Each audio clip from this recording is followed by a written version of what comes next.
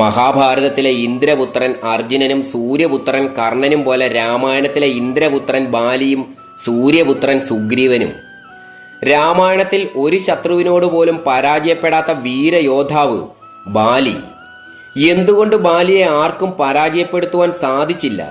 കരുത്തനായ ഹനുമാന് പോലും ബാലിയെ പരാജയപ്പെടുത്തുവാൻ കഴിയാതിരുന്നത് എന്തുകൊണ്ട്? ഭഗവാൻ ശ്രീരാമന് പോലും മറഞ്ഞു നിന്ന് ബാലിയെ വധിക്കേണ്ടി വന്നു. എതിരിടുന്ന ഒരു ശത്രുവിനും അദ്ദേഹത്തെ പരാജയപ്പെടുത്തുവാൻ കഴിയാതിരുന്നത് എന്തുകൊണ്ട്? എതിരിടുന്ന ശത്രുവിന്റെ പകുതി ശക്തി തനിക്ക് ലഭിക്കുമെന്ന വരം ബാലിക്ക് ലഭിച്ചിരുന്നോ? ഏവർക്കും ഒരിക്കൽ കൂടി ഇതിഹാസ എപ്പിക്കിലേക്ക് സ്വാഗതം.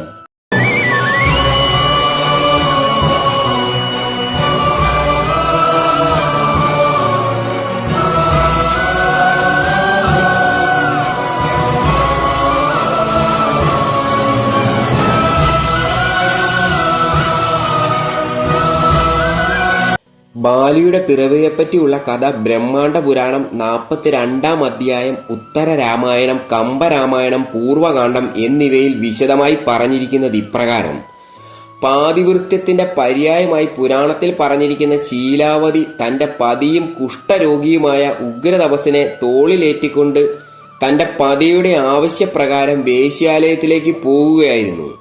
അപ്പോൾ രാജാവിന്റെ കൽപ്പന പ്രകാരം ശൂലാരോഹണം ചെയ്യപ്പെട്ട അണിമാണ്ഡവ്യൻ എന്ന മുനി മരണം കാത്തുകിടക്കുകയായിരുന്നു. ശീലാവതി തന്റെ പതിയെയും ചുമന്നുകൊണ്ട് വേശ്യാലയത്തിലേക്ക് പോകുന്നത് കണ്ട അണിമാണ്ഡവ്യൻ ശീലാവതിയുടെ പതിയായ ഉഗ്രതപസ്സിന്റെ കാമാസക്തി ഓർത്ത് കുപിതനായി. അടുത്ത സൂര്യോദയത്തിന് മുൻപായി ഉഗ്രതപസ് മരിക്കട്ടെ എന്ന് ശപിച്ചു. സൂര്യൻ ഉദിച്ചാൽ തന്റെ പതി മരിക്കുമല്ലോ എന്നോർത്ത് അടുത്ത ദിവസം സൂര്യൻ ഉദിക്കാതിരിക്കട്ടെ എന്ന് ശീലാവതിയും ശപിച്ചു. ശീലാവതിയുടെ പാതിവൃത്യത്തിന്റെ ശക്തിയാൽ അടുത്ത ദിവസം സൂര്യൻ ഉദിച്ചില്ല. സൂര്യൻ ഉദിക്കാതിരുന്നതിനാൽ സൂര്യദേവന്റെ തേരാളിയായ അരുണൻ ദേവലോകത്തുകൂടി ചുറ്റി സഞ്ചരിക്കുമ്പോൾ ഒരു ഭാഗത്ത് അപ്സര സ്ത്രീകളുടെ നൃത്തം നടക്കുന്നു. എന്നാൽ അവിടേക്ക് സ്ത്രീകൾക്ക് മാത്രമേ പ്രവേശനമുള്ളൂ. ഇതറിഞ്ഞ അരുണൻ സ്ത്രീയായി രൂപം മാറി നൃത്തവേദിയിലേക്ക് പ്രവേശിച്ചു. അപ്പോൾ അവിടെ ഉണ്ടായിരുന്ന ഇന്ദ്രൻ ഈ സ്ത്രീയെ കാണുകയും അവളിൽ അനുരാഗം ജനിക്കുകയും ചെയ്തു. അങ്ങനെ അരുണൻ സ്ത്രീരൂപം പൂണ്ടപ്പോൾ അവളിൽ ഇന്ദ്രദേവന് പിറന്ന പുത്രനാണ് ബാലി. പിന്നീട് ഈ സ്ത്രീ രൂപത്തെ സൂര്യൻ കണ്ടപ്പോൾ സൂര്യൻ അവളിൽ അനുരാഗം ജനിക്കുകയും പിന്നീട് സൂര്യൻ അവളിൽ പിറന്ന പുത്രനാണ് സുഗ്രീവൻ. ഈ രണ്ട് പുത്രന്മാരെയും അരുണൻ ഗൗതമ മഹർഷിയുടെ പത്നിയായ അഹല്യയെ ഏൽപ്പിച്ചു. ഓമനത്തം തുളുമ്പുന്ന ഈ രണ്ട് ശിശുക്കളെയും അഹല്യ തന്റെ പുത്രന്മാരായി വളർത്തി. ഒരിക്കൽ കുപിതനായ ഗൗതമ മഹർഷി ഈ രണ്ട് ശിശുക്കളെയും ശപിച്ച് വാനരന്മാരാക്കി. അങ്ങനെയാണ് മനുഷ്യ ശിശുക്കളായിരുന്ന ഈ രണ്ട് കുട്ടികളും വാനരന്മാരായി മാറിയത്. ഏതാനും നാളുകൾക്ക് ശേഷം തന്റെ പുത്രനെ കാണാൻ ആശ്രമത്തിലെത്തിയ ഇന്ദ്രദേവനോട് അഹല്യ നടന്ന കാര്യങ്ങൾ വിശദമായി പറഞ്ഞു. തന്റെ പുത്രൻ വാനരനായതിൽ ഇന്ദ്രദേവൻ അതിയായി ദുഃഖിച്ചു. വാനരന്മാരായതോടുകൂടി വനത്തിലേക്ക് പോയ ശിശുക്കളെ ഇന്ദ്രദേവൻ അന്വേഷിച്ചു കണ്ടുപിടിച്ചു. രണ്ട് വാനരന്മാരിൽ ബാലിന് നീളമുണ്ടായിരുന്നത് ഇന്ദ്രപുത്രനായിരുന്നു. അതിനാൽ അവനെ ഇന്ദ്രൻ വാലി എന്നും സൂര്യപുത്രന്റെ കഴുത്ത് ഭംഗിയുള്ളതായതിനാൽ അവനെ ഗ്രീവം കഴുത്ത് ഭംഗിയുള്ളത് എന്ന അർത്ഥത്തിൽ സുഗ്രീവൻ എന്നും വിളിച്ചു. ഈ സമയം കിഷ്കിന്ധ രാജ്യം ഭരിച്ചിരുന്ന ഋഷരജസ് എന്ന വാനര രാജാവ് പുത്രന്മാരില്ലാത്തതിനാൽ വളരെയധികം ദുഃഖിച്ചു. ഇന്ദ്രപുത്രനായി ബാലിയും സൂര്യപുത്രനായി സുഗ്രീവനും രണ്ട് വാനര ശിശുക്കൾ പിറന്നു എന്ന വാർത്തയറിഞ്ഞ ഋക്ഷരജസ് ഇന്ദ്രദേവനെ കണ്ട് ഈ ശിശുക്കളെ തനിക്ക് പുത്രന്മാരായി നൽകണമെന്ന് അപേക്ഷിച്ചു. സന്തുഷ്ടനായ ഇന്ദ്രൻ ബാലി സുഗ്രീവന്മാരെ ഋക്ഷരജസിന് നൽകാമെന്ന് സമ്മതിച്ചു.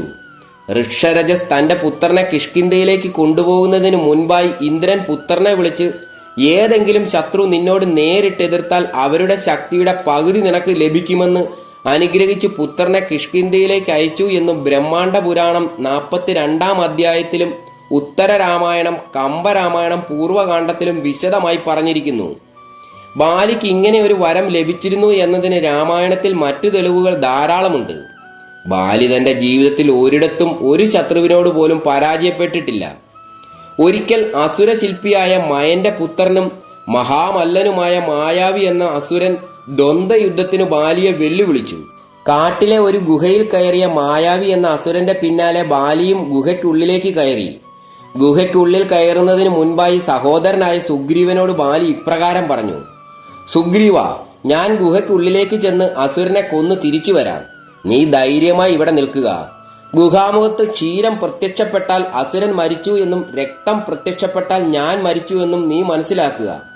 അതിനാൽ രക്തം കണ്ടാൽ ഉടൻ ഗുഹാ കവാടം അടച്ച ശേഷം നീ കിഷ്കിന്ധയിലേക്ക് തിരിച്ചുപോയി രാജാവായി രാജഭരണം നടത്തുക. ഇവരുടെ പോരാട്ടം നാളുകൾ നീണ്ടുനിന്നു. ഒടുവിൽ അസുരൻ വധിക്കപ്പെട്ടു. എന്നാൽ അസുരന്റെ മായാവിദ്യയാൽ ഗുഹാമുഖത്ത് പ്രത്യക്ഷപ്പെട്ടത് രക്തമായിരുന്നു. ബാലി വധിക്കപ്പെട്ടു എന്ന് കരുതി സുഗ്രീവൻ ഗുഹാ കവാടം അടച്ച ശേഷം കിഷ്കിന്ധയിലേക്ക് പോയി ബാലിയുടെ രാജസ്ഥാനം ഏറ്റെടുത്തു രാജഭരണം നടത്തി. ഗുഹാ കവാടം അടച്ച് തന്നെ ചതിച്ച് തന്റെ രാജസ്ഥാനം തട്ടിയെടുക്കുവാൻ സുഗ്രീവൻ ശ്രമിച്ചു എന്ന് തെറ്റിദ്ധരിച്ച ബാലി കിഷ്കിന്ധയിൽ തിരികെ എത്തി സുഗ്രീവനെ കിഷ്കിന്ധയിൽ നിന്ന് നാട് കടത്തി. അവിടെ നിന്ന് ബാലിയെ ഭയന്ന സുഗ്രീവൻ ഋഷ്യമൂകാചലത്തിൽ അഭയം പ്രാപിച്ചു.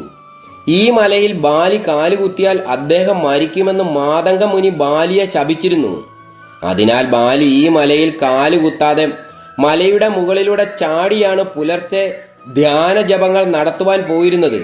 ഋഷ്യമൂകാചലത്തിൽ കഴിഞ്ഞിരുന്ന സുഗ്രീവന്റെ മന്ത്രിയായിരുന്ന ഹനുമാൻ ഒരിക്കൽ മലയുടെ മുകളിലൂടെ ചാടിപ്പോകുന്ന ബാലിയുടെ അരക്കെട്ടിൽ പിടിച്ചു മലയിലേക്ക് വലിച്ചിടുവാൻ ശ്രമിച്ചു.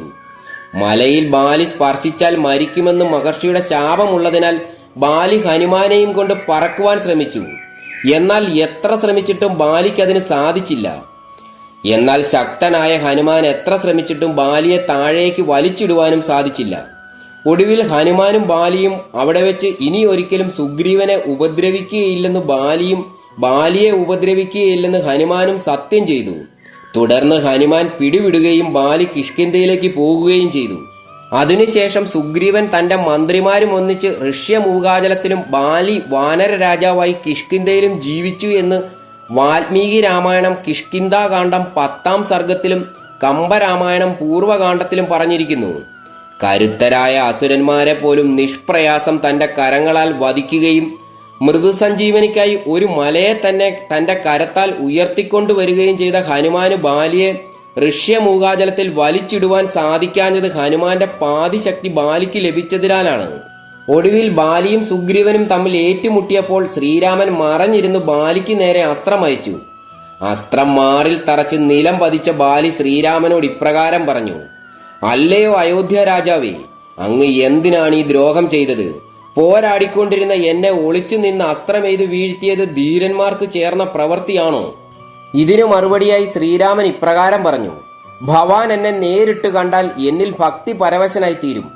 ഭക്തനെ വധിക്കുന്നത് അധർമ്മമാണ്. അങ്ങ് രാവണന്റെ മിത്രവുമാണ്. രാവണൻ എന്റെ ശത്രുവാണെന്ന് അങ്ങയ്ക്കറിയാമല്ലോ. അങ്ങയെ വെറുതെ വിട്ടാൽ അങ്ങയുടെ സഹായം രാവണന് ലഭിക്കുവാൻ ഇടയുണ്ട്. കൂടാതെ നേരിടുന്ന ശത്രുവിന്റെ പകുതി ശക്തി കൂടി അങ്ങയ്ക്ക് ലഭിക്കുമെന്നാണല്ലോ വരം. അതിനാൽ ഭവാനെ നേരിട്ട് ആർക്കും വധിക്കുവാൻ സാധ്യമല്ല. അങ്ങയെ വധിക്കേണ്ടത് എന്റെ നിലയ്ക്കും സുഗ്രീവന്റെ രക്ഷയ്ക്കും പൊതുവെ ലോക സംരക്ഷണത്തിനും ധർമ്മസ്ഥാപനത്തിനും അത്യന്താപേക്ഷിതമാണ്. ഭവാൻ സുഗ്രീവന്റെ ഭാര്യയെ അപഹരിച്ചത് ഒരു ധർമ്മലംഘനമല്ലേ? ശ്രീരാമന്റെ ഈ വാക്കുകളിലൂടെയും ബാലിക്ക് ഇപ്രകാരം ഒരു വരം ലഭിച്ചിരുന്നു എന്ന് വാൽമീകി രാമായണത്തിൽ പറഞ്ഞിരിക്കുന്നു.